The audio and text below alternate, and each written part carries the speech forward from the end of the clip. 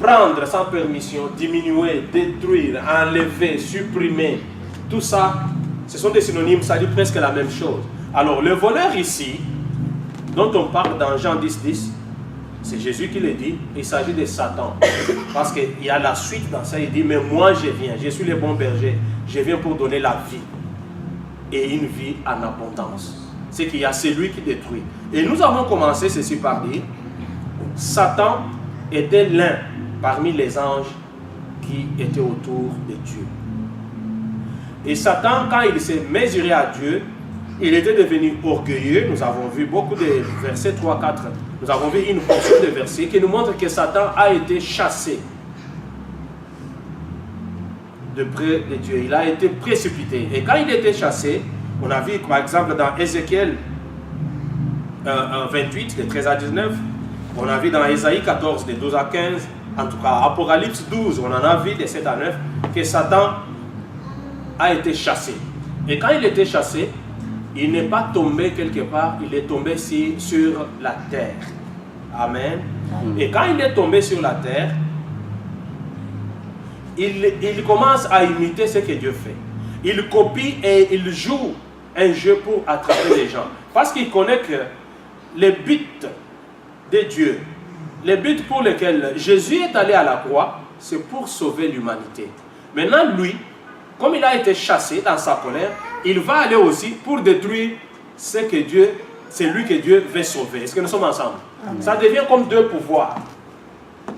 Et je vous ai bien dit que sur cette terre, il n'y a que deux autorités là qui dirigent ce monde. Du côté positif, il y a Dieu, il y a Jésus, il y a Dieu qui dirige ce monde. Et de l'autre côté, Satan qui a été chassé, il s'est rébellé, lui et ses démons. Il dirige aussi le monde. Il n'y a pas trois. Et pour qu'il y ait un problème, il faut qu'un de ces deux-là puisse connaître. Rien ne peut arriver sans que Dieu connaisse. Amen. Amen. Et Satan, il est aussi autour.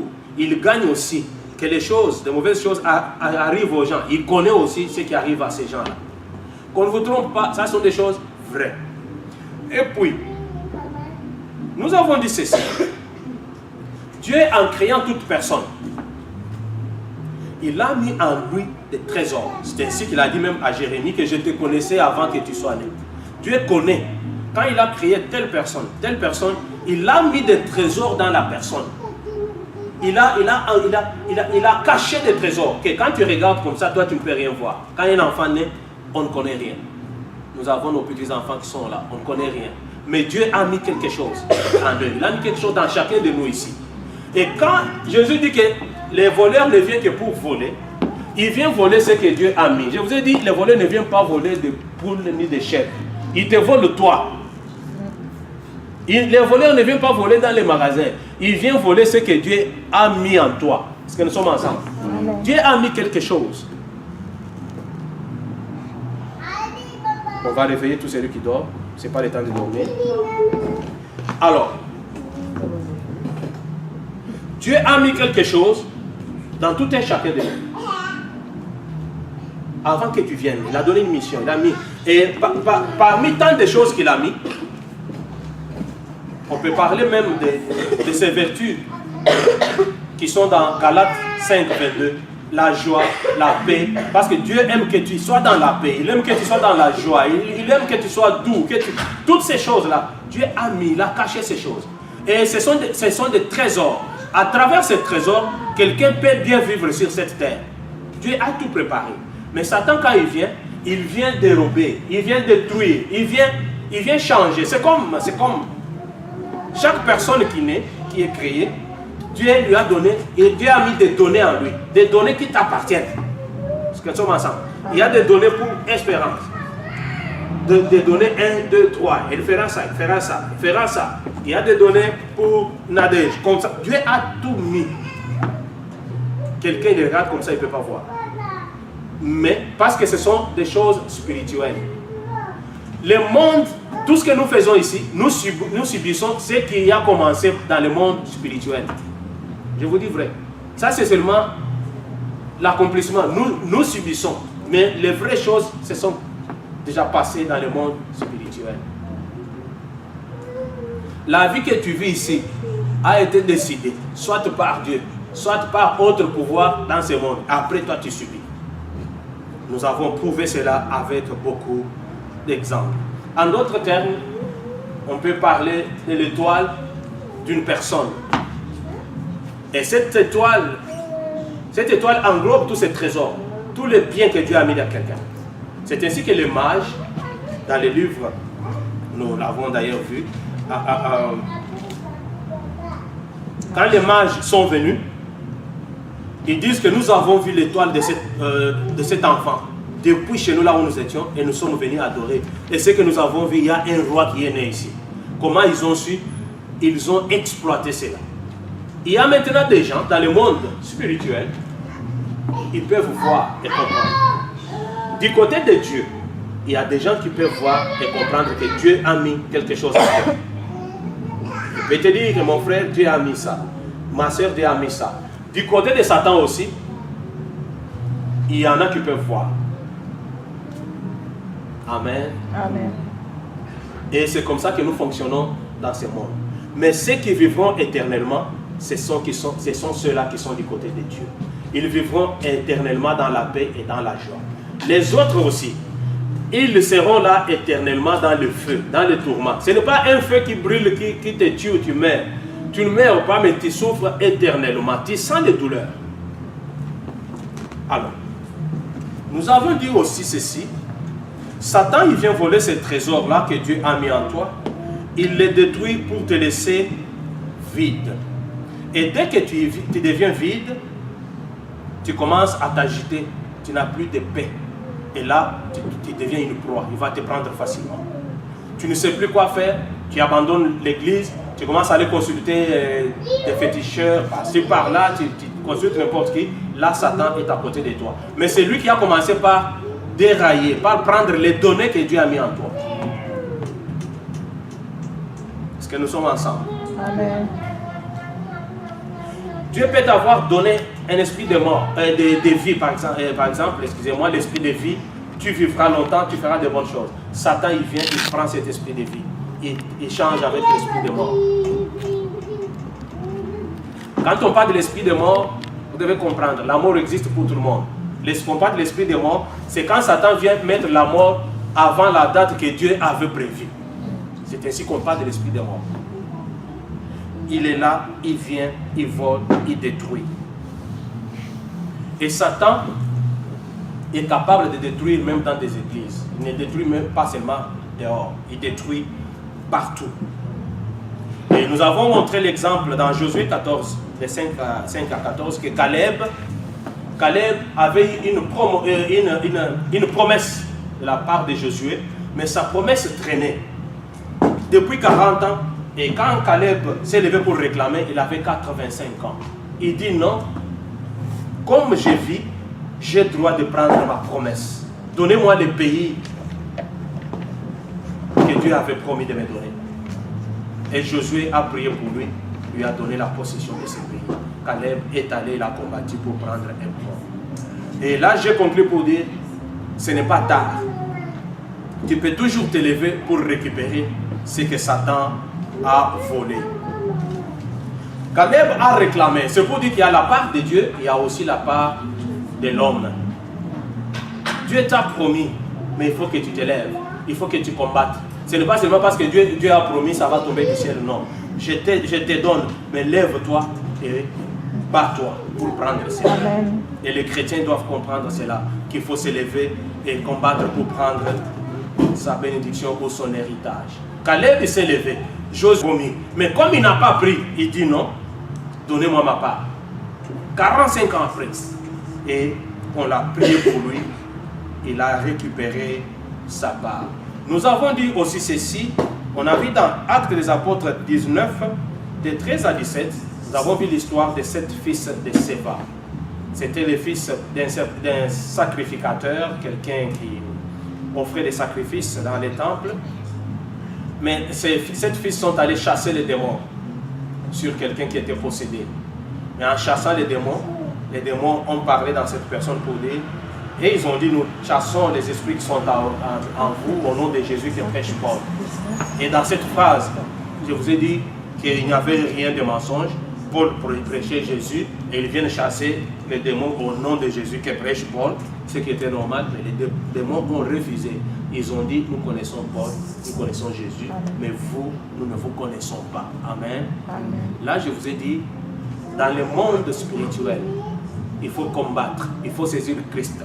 Que Christ seul vous recommande, que votre nom, votre voix, tout ce que vous faites, vos gestes soient reconnus et acceptés, doivent donner l'ordre dans le monde spirituel afin que Satan puisse s'agenouiller. Si ce n'est pas cela, tu peux être dans l'église, tu peux tout faire, mais si tu n'as pas de relation intime avec lui, il est difficile que les démons t'obéissent. C'est la relation qui compte. Je suis en train de revoir ce que nous avons fait la fois passée. Mais aujourd'hui, nous continuons. Avant que les mages voient l'étoile de Jésus, ce que Dieu avait caché en Jésus. Je vous ai dit, quand il s'agit de votre vie, s'il faut fuir, il faut fuir. Je vous ai dit que Jésus était fils de Dieu. Mais parce qu'il s'agissait de sa vie, parce qu'il fallait qu'on le tue, Dieu a averti ses parents. Dieu a envoyé un ange pour que Joseph puisse prendre des précautions et fuir avec l'enfant Jésus. Mais on peut se poser des questions, mais lui était fils de Dieu, les rois et tout ça, pourquoi est-ce qu'il a fui? Ça nous donne une leçon. Tu ne peux pas t'associer avec n'importe qui. Quelqu'un qui n'a rien à perdre. Nous allons le voir. Mais il faut, quand il faut protéger ta vie, protéger ce que Dieu a mis en toi, il faut marcher sur les chemins droits. Même s'il faut fuir, il faut fuir, aller plus loin. Et avant que ces mages-là voient l'étoile de Jésus, dans Nombre 24, il y a Balaam. Balaam qui a vu cette étoile. Balaam, c'était quelqu'un qui prédisait, qui parlait de l'avenir, qui faisait ce qu'un prophète pouvait faire. La Bible nous dit qu'il a vu, là c'est des siècles avant que Jésus soit né. Nous sommes dans le livre de Nombre. Nombre 24, de 17 à 19. Balaam, il parle déjà de l'étoile de Jésus. Il parle de quelqu'un qui naîtra. Un roi naîtra. De la descendance de Jacob. Il y aura un roi. J'ai parlé de Nombre 24, de 17 à 19. Numbers. Nombre 24,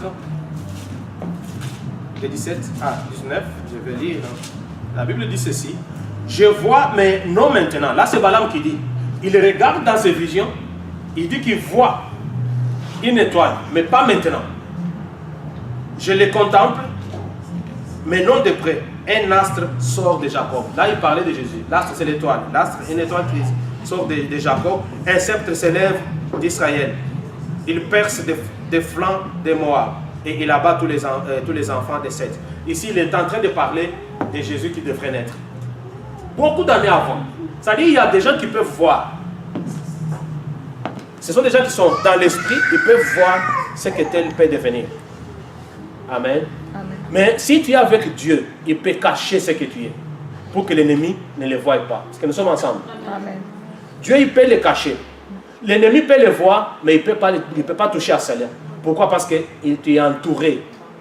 Tu es protégé. Voir, il peut voir.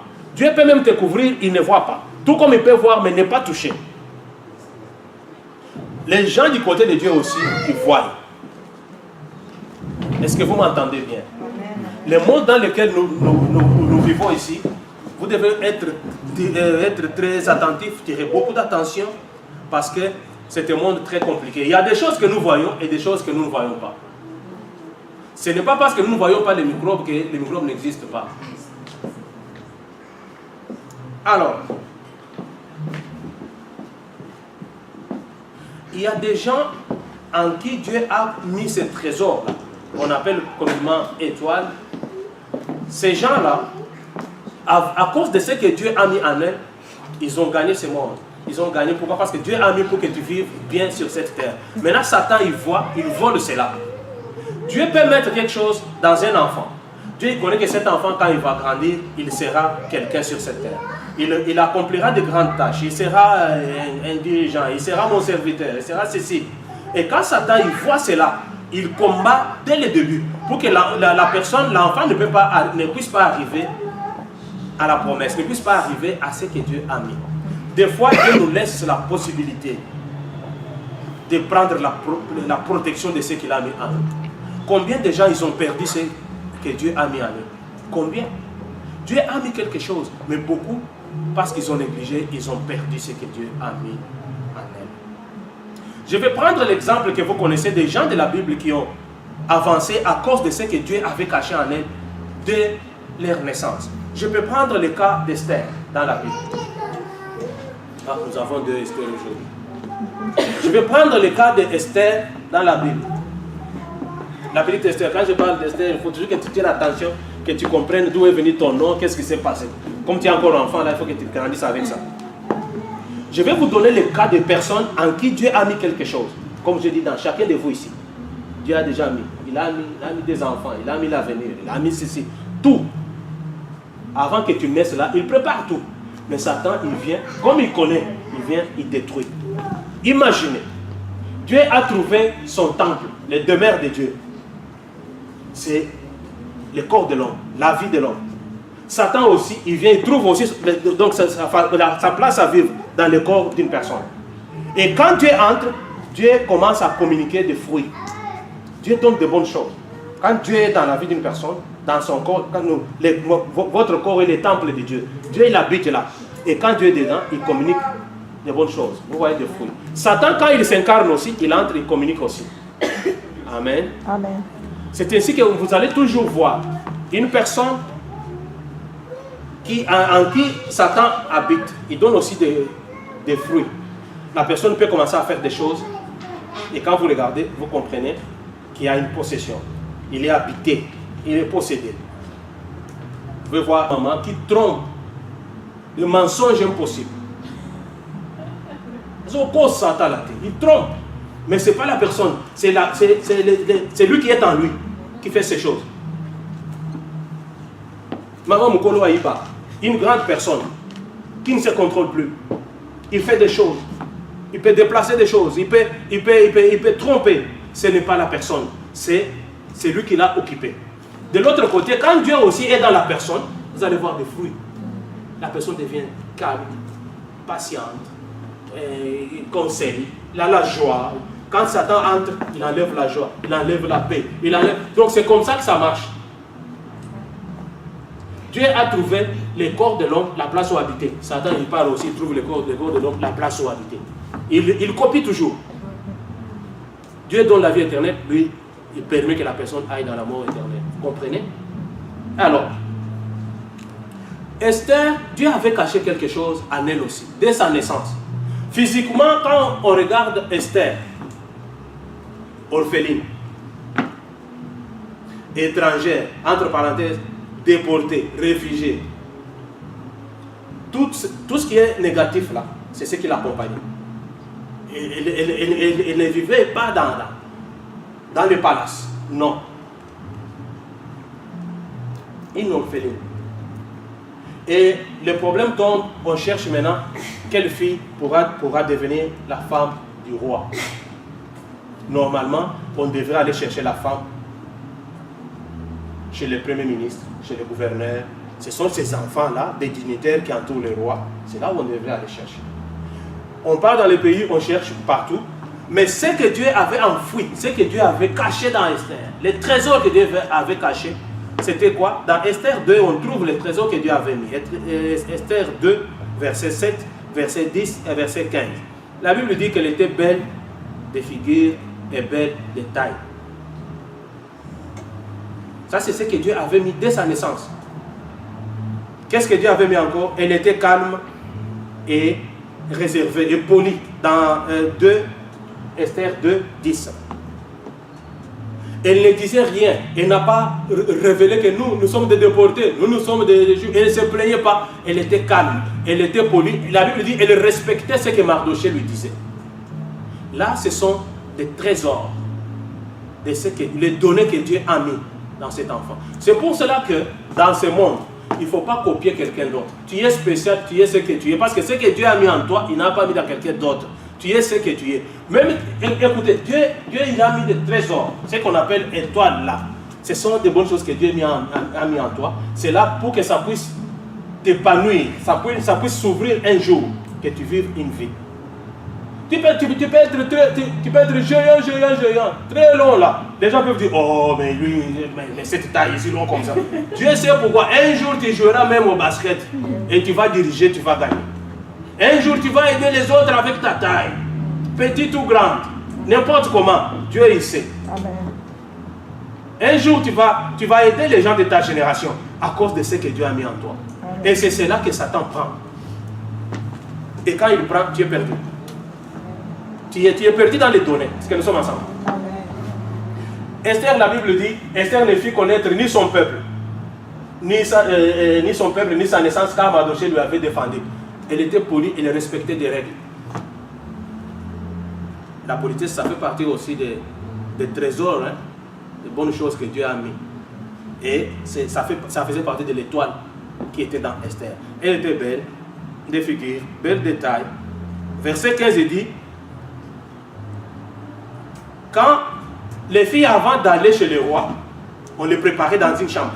Dans cette chambre-là, il y avait tout. Il y avait des bijoux, il y avait des habits, il y avait tout ce que les filles pouvaient faire, des parfums et tout ça. Et les filles passaient par là, les bijoux ici, elle met. Oh, mais ça c'est beau, ça brille, elle met. Ça, elle met avant d'aller voir le roi. Elle part, elle passe, le roi dit oui, mais pas ça. Oui, mais pas ça. Mais arrivé au temps d'Esther, tu peux mettre verset 15. La Bible nous dit, Esther, quand elle est allée à son tour, arrivée dans cette chambre-là, elle n'a pas pris des choses au hasard. Elle n'a pris que ce que son conseiller lui donnait.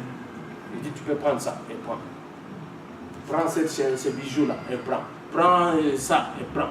Seulement ça, elle n'a pas eu d'envie. Elle n'a pas pris, parce qu'il y en a qui ont pris des choses tellement que c'était beaucoup, ça les a tirés, ils ne pouvaient même plus marcher. Ils ont tout mis.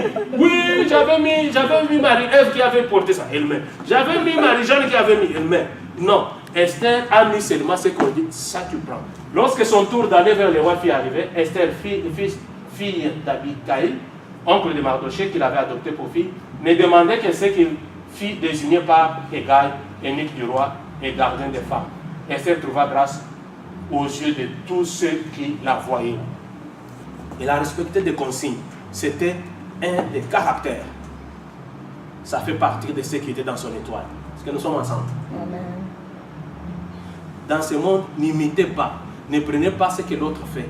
Tu es unique, tu es toi-même, tu es beau, tu es belle dans ce que tu es là. Amen. Dieu peut t'élever tel que tu es. Il t'élève avec ce que tu as.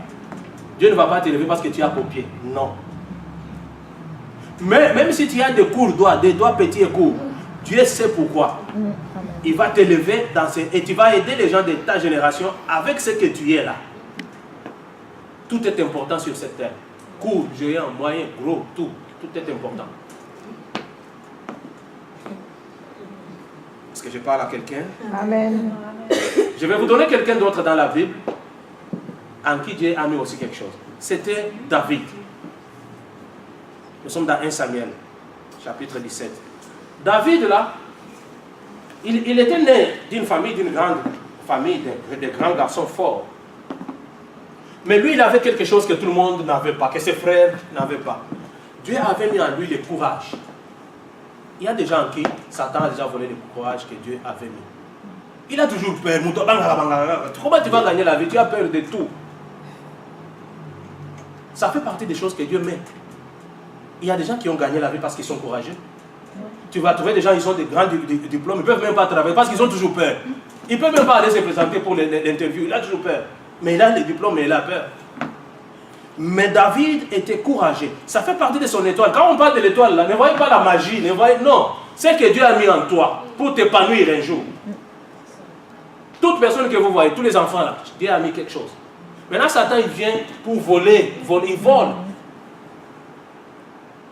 C'est pour ça que vous qui êtes africains, vous connaissez certaines choses. Quand une maman met au monde un enfant, il n'accepte pas que n'importe qui vienne toucher cet enfant-là. Est-ce que je trompe? Non. Mais pourquoi il n'aime pas? Il n'aime pas parce qu'il y a des gens qui viennent pour voler. On attend un certain moment pour que l'enfant sorte. Tu n'aimes pas, tu viens là, tu prends l'enfant, il est beau, non. Beau après, il cache. Et il y a des gens qui ont perdu leur vie comme ça. Aujourd'hui, ils souffrent parce que Satan a volé les biens que Dieu avait mis dans leur vie, leur destinée. C'est ainsi que je vous dis, beaucoup de gens aujourd'hui vivent la vie qu'ils ne devraient pas vivre.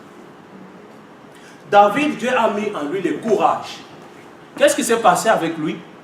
Lui, le père l'a assigné comme berger de brebis là-bas. Mais il est resté seul. Quand les lions venaient, il combattait. Ça, c'est le courage. Il ne fouillait pas. Même quand il partait donner les rapports à son père, il dit aujourd'hui, le lion est venu, j'ai combattu. Demain, il vient encore, papa, l'ours est venu, j'ai encore combattu. Mais un bon papa, papa est malade. Il pouvait dire non, toi tu es le plus petit, que ton grand frère qui est fort ici, puis je suis allé. Et il donne ces rapports-là, on les renvoie toujours là-bas. Va toujours. Il dit, les lions est même venu, je l'ai tué. Il dit, va. Comme toi tu tues les lions, sois là-bas. Dieu lui avait donné le courage. Il a affronté les lions. Entre parenthèses, Dieu les préparait à des grands combats. Amen. Si tu ne peux pas faire des courses à pied, comment un jour tu vas faire des courses avec des chevaux? Si à pied tu ne peux même pas. Hein? Si tu ne peux pas faire des courses à pied, mais un jour il y aura les courses des chevaux, comment tu vas courir avec? Comment tu vas faire? Il faut être à la page. David, on le remet là. Il a montré le courage. Mais un jour, il apprend que son peuple est en guerre avec les Philistins. Il est allé voir le roi. Il est allé voir ses frères. Il a entendu cet homme de Goliath qui injurie son peuple. Toujours avec son courage, il pose la question, que fera-t-on à celui qui va tuer Goliath? On lui répond, celui qui tuera Goliath, le roi lui donnera ceci, le roi lui donnera sa fille en mariage, lui donnera de l'argent. Il est resté avec ça. Quand le type injurié, il dit non. Moi, j'ai affronté les lions et l'ours. Je pense que les lions et l'ours sont plus féroces que cet homme. Amen. Lui, il peut me tuer, ne pas me manger, mais les lions me tuent et me mangent. Mais lui, là, on a signé. Est-ce que je parle à quelqu'un? Le courage et la détermination. Ça fait partie de ce que Dieu avait mis dans David, ce qui était caché. Satan, il peut voler ces choses. On trouve des gens qui ne sont pas déterminés.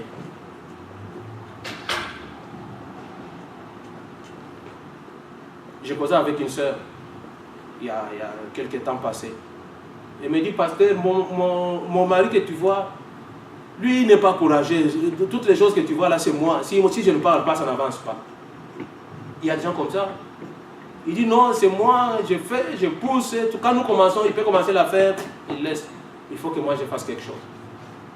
C'est-à-dire, il y a des gens en qui Satan a volé certaines choses. Mais comment tu peux survivre dans un pays de compétition? Si tu ne te lèves pas, tu ne fais pas quelque chose. Ici, là, si tu te couches, on vient, on s'assoit sur toi, c'est fini. Tu dois te lever aussi et crier. Tu ne cries pas, on te piétine, on passe. C'est un monde de compétition, tout le monde est pressé, tout le monde cherche à gagner. Et ce qu'on cherche, même si c'est trop petit, c'est pas beaucoup. Il faut que tu te lèves. Alors Dieu avait aussi mis en David quelque chose. Et Dieu est l'unique qui peut remettre ce que Satan nous a volé. Il dit dans le livre de Joël, chapitre 2, 21 à 26, il dit, je vous remplacerai les années qu'ont dévoré les sauterelles. Même si Satan t'a volé beaucoup d'années, il a détruit, il n'y a que Dieu seul qui peut revenir et restaurer ta vie. Il peut remettre les données en ordre. Je vous dis, frère, il n'y a que lui qui peut remettre ce que Satan a troublé. Je parlais de Joël 2, 21, 26. Terre, ne crains pas. Sois dans l'allégresse et réjouis-toi, car l'Éternel fait de grandes choses. Bêtes des champs, ne craignez pas, car les plaines des déserts reverdiront. Donc, ceux qui sont déjà secs, ça va redevenir vert. Car les arbres porteront leurs fruits. Les figuiers et la vigne donneront leurs richesses. C'est-à-dire, il y avait des richesses avant et ça a été détruit. Et vous, enfants de Sion, soyez dans l'allégresse et réjouissez-vous en l'Éternel, votre Dieu, car il vous donnera la pluie en son temps. Les airs se rempliront de blé et les cuves regorgeront de mou et d'huile. Je vous remplacerai les années qu'ont dévoré les sauterelles. Il y a des sauterelles qui sont venus, ont mangé tout ce qui était là, ont tout détruit. Mais dans toutes les années que tu souffrais, Dieu dit que j'ai le pouvoir de remplacer tout ce que les sauterelles ont mangé. Donc ne regrette pas. Ici on dit les gélèques, les haziles, les gazam. Ce sont les sortes des sauterelles, de l'épidémie qui ont changé dans ta vie. Quels sont les sauterelles qui ont ravagé ta vie? Ils sont venus dans plusieurs sortes. Les Génèques, les Asides, les Gazam, ma grande armée que j'avais envoyée contre vous. Mais vous mangerez et vous vous rassasierez. Il est l'unique qui peut venir remplacer. Mais Satan ne remplace pas. Il détruit pour tuer. Parce que nous sommes ensemble. Dieu peut t'avoir créé pour de grandes choses. Mais Satan, il vient pour détruire. Je voulais vous dire quelque chose de très important ici. Ton étoile, c'est les données que Dieu a mis en toi. Quand je parle de l'étoile, ne voyez pas si c'est quoi, astro, tout ça là. Non, ne cherchez pas de gros mots. Étoile, ce sont les données, les bénédictions, les trésors que Dieu a cachés en toi. Juste ça. C'est comme ça que je comprends ça. Donc, terre à terre, là, comprenez comme ça. Et Satan, il vient, il vole. Comprenez cela comme ça. Maintenant, l'étoile d'une personne, ton étoile, les données que Dieu a mis en toi, peut influencer ton entourage. Quand tu es en contact avec des gens, quand toi tu es en contact avec des gens, leurs données, ce qu'ils sont, peuvent t'influencer. Je vais vous montrer cela dans la Bible. Joseph était de Dieu. Joseph de la Bible, non? Vous connaissez. Il était de Dieu. Mais, un jour, il a été vendu par ses frères. Quand il a été vendu, ceux qui l'ont acheté l'ont revendu. Et cette fois-ci, c'est le général d'armée, Potiphar, le chef de l'armée d'Égypte, qui l'a acheté, il l'a mis chez lui. Et la Bible nous dit ceci, dans Genèse 39, de 1 à 5, la Bible nous dit, toutes les affaires de Potiphar, de ce général, ont prospéré, ont pris de l'ampleur. Donc, à cause de ce qui était dans Joseph, est-ce que quelqu'un m'écoute bien? Oui. À cause de ce qui était dans Joseph, les affaires de Potiphar ont fleuri. Des bonnes choses qui sont en toi peuvent influencer, donner de bonnes choses dans ton entourage. Cela se passe aussi dans le sens contraire. Si tu te colles à quelqu'un qui a de mauvais esprits, ce qui est en lui, ce que démon aussi a mis en lui, ont le pouvoir de t'influencer. Tu ne m'as pas compris. Joseph avait quelque chose de Dieu. Quand il est arrivé, les affaires de Potiphar, ça ne marchait pas. La Bible nous dit, quand il est entré, les affaires de Potiphar ont progressé à cause de l'étoile qui était sur Joseph. La même chose aussi se passe contrairement. Les gens que tu reçois, les gens avec qui tu partages ta vie, si ces gens-là ne sont pas de Dieu, ceux qui sont en eux, les choses qui sont en eux, les données qu'eux ils ont, peuvent influencer ce que tu es et tu peux perdre ta vie. C'est ce que je veux dire. Je peux vous parler de Jonas, pour vous voir bien. Jonas dans la Bible. Jonas, il fuit de la face de Dieu. Dieu l'envoie évangéliser à Ninive, lui il fuit, il part à Tarsis. Là, il trouve un bateau. Il trouve des gens qui faisaient leurs affaires, des sacs, des affaires, des marchandises. Il paye seulement le transport, il entre. Il n'a même pas un sac, il n'a pas un colis. Il entre, il s'associe avec des gens qui ont de l'argent, qui ont des choses, qui ont un travail, qui ont un métier. Lui, il entre. Ce qui était en lui a menacé ces gens. Ces gens, ils ont perdu tout ce qu'ils avaient, oui ou non? Et puis, avant de connaître c'est quoi, ils ont dit non, peut-être, c'est la marchandise que nous avons, c'est beaucoup. Ils ont pris la marchandise, ils ont jeté dans la mer. Là, déjà, c'est la perte qui a commencé. Ils ont perdu ce qu'ils avaient. Jonas, lui, pendant ce temps-là, il dort, il n'avait rien à perdre. Ils n'avaient rien à perdre. Ceux qui avaient quelque chose, ils ont perdu. Je vais te dire, ne t'associe pas avec des gens qui n'ont rien à perdre. Au contraire, c'est toi qui vas perdre.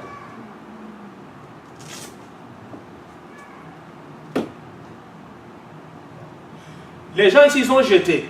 Mais il n'y a rien. Mais ce sont des gens qui étaient habitués. Non, ils n'avaient jamais vu de telles tempêtes.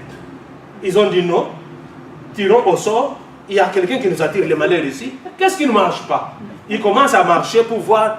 Mais qu'est-ce qui ne va pas? Est-ce que tout le monde est là? Est-ce que... Arrivé quelque part, il trouve un certain Jonas qui dort. Il dort, il ronfle même.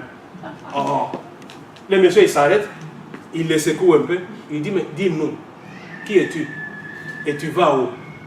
Oh, je m'appelle Jonas, je fuis, c'est Dieu qui me pourchasse, et j'ai des problèmes. Il dit, ah, Kalawana nous battait, il fallait dire ça depuis longtemps, nous on a jeté la marchandise dans l'eau. Est-ce que c'est... Il dit, non, ne me jugez même pas, prenez seulement moi, jetez moi-même comme vous avez jeté la marchandise. Quand vous vous associez avec quelqu'un qui a des problèmes, les problèmes se transfèrent à vous. Ça, c'est dans tous les domaines. Dans vos mariages, dans vos fiançailles, dans vos amitiés. Ne vous associez pas avec quelqu'un dont vous n'êtes pas sûr. Il y a des gens dans cette vie, tu t'associes avec lui, ta vie change en bien. Au bongi, la vie devient bien toute ta vie. Il y a des gens qui te croisent aussi avec lui, toute ta vie est détruite. Je crois que j'ai prêché à quelqu'un. Il y a des gens qui te croisent avec lui, toute ta vie change. Donc, de bons conseils, de ceci, de courage, t'encourage, ta vie change. Il y a aussi des gens qui te croisent avec lui, tu es comme précipité, comme Dieu avait précipité Satan. Précipité, tu pars en tombant jusqu'à ce que tu arrives à terre. C'est comme ça que ces choses-là marchent.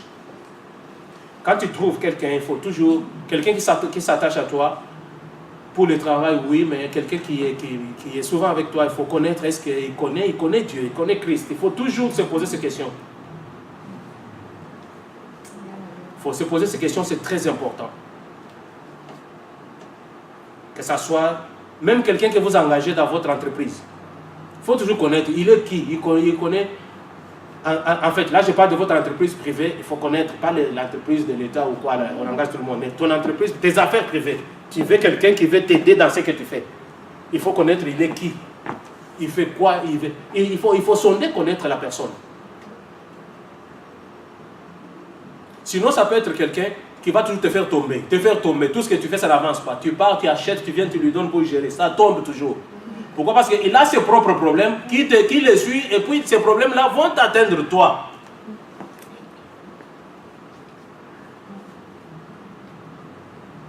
Et c'est ainsi que je vous ai parlé de Joseph parce qu'il avait l'esprit de Dieu en lui.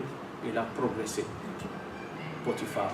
Jonas, il avait de mauvais esprits qui le suivaient. Il a fait périr les gens, il a fait perdre. Il a fait perdre des choses. Donc, l'étoile de quelqu'un peut influencer négativement ou positivement. Dans ta vie, ne fais pas l'erreur. Entoure-toi des gens qui peuvent t'amener quelque chose de bien. Entoure-toi des gens qui peuvent ajouter un plus dans ta vie. Aujourd'hui, tu as combien de Jonas dans ta vie? Des gens qui t'entourent, que tu as amenés, et qui font que, malgré que ce que toi tu as, mais les négatifs t'enveloppent toujours. Parce que pour ce que toi tu as, pour que ça avance, que ça explose, il faut qu'il y ait aussi l'entourage qui encourage cela. L'entourage qui reconnaît cela. Nous pouvons trouver une femme qui a du talent, que Dieu a mis quelque chose en elle, qui connaît quelque chose.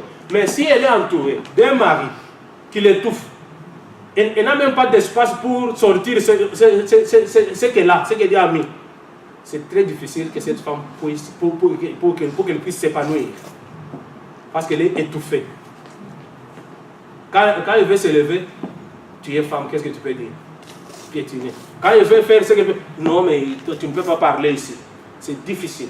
Mais quand quelqu'un est entouré des gens qui peuvent développer ce que Dieu a mis en elle, la personne va se développer. Et ce sont des choses qui créent des problèmes aujourd'hui et Satan est derrière ça. Satan est derrière ça.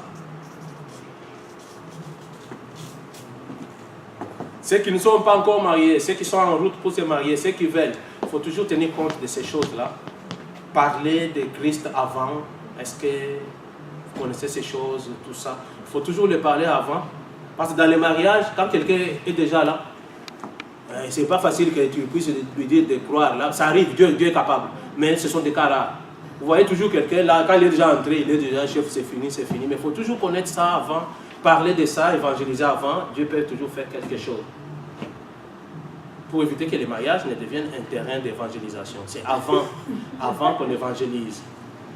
Amen. Amen. Alors, si les gens peuvent comprendre, ils font ces choses-là. Mais Dieu est capable de transformer quelqu'un n'importe quand. Mais il faut toujours ouvrir l'œil. Parce que Satan vient pour détruire. Beaucoup de gens aujourd'hui souffrent à cause de ça. Satan, il entre, il détruit, il prend ce que tu as. Et quand il prend, tu es fini. Il faut revenir à Dieu. Mais aujourd'hui, j'ai une bonne nouvelle pour vous dire qu'il y a quelqu'un qui peut restaurer. Amen. Je vous ai tout dit. Je vous dis tout ce que Satan peut faire là. Ce que Dieu peut. Mais je vous dis que Dieu est capable de restaurer ce que quelqu'un a perdu. Amen. Il est capable de refaire.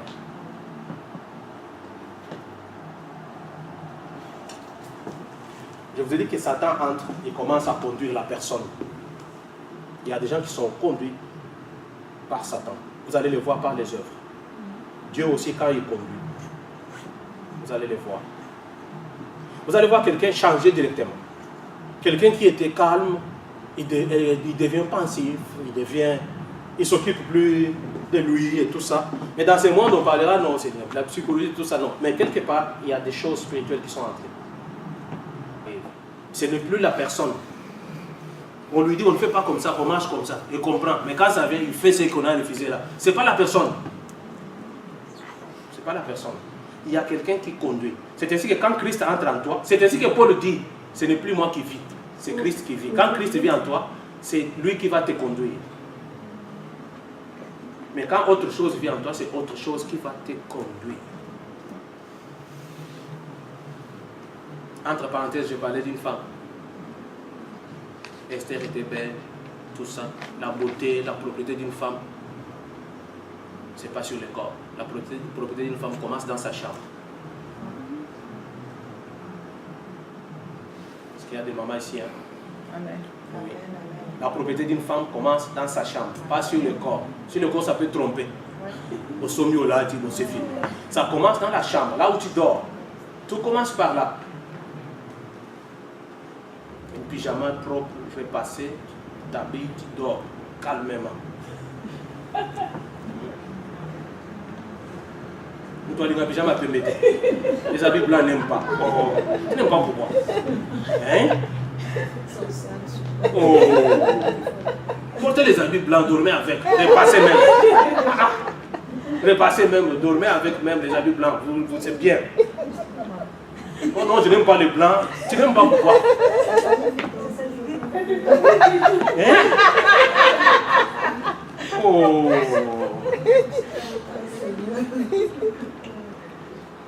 Tout ça, c'est très important. Sur le corps, là, non.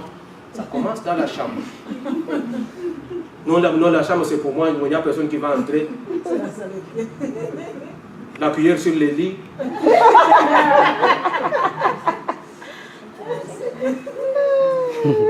Les chaussettes sous l'oreiller.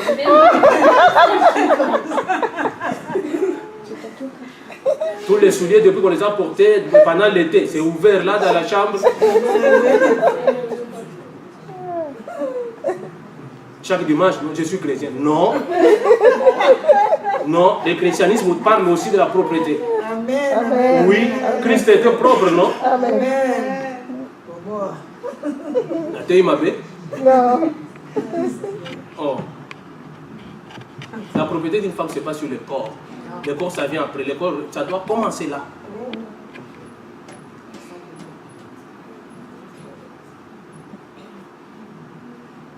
Au bain de beauté, tu mets tout, tu mets. Ah, mais Daniel, c'est qui, hein? Oui, tu peux te dessiner, oui. Mais on commence par là. Nos mamans connaissent.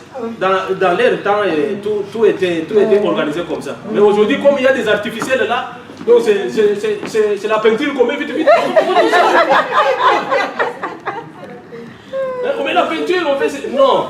Donc, naturel, commencez là. Ah mon Dieu. Oh mon Dieu. C'est très important. Un chrétien, doit se contrôler dans le détail, tout le détail, tous les petits détails là, c'est très important.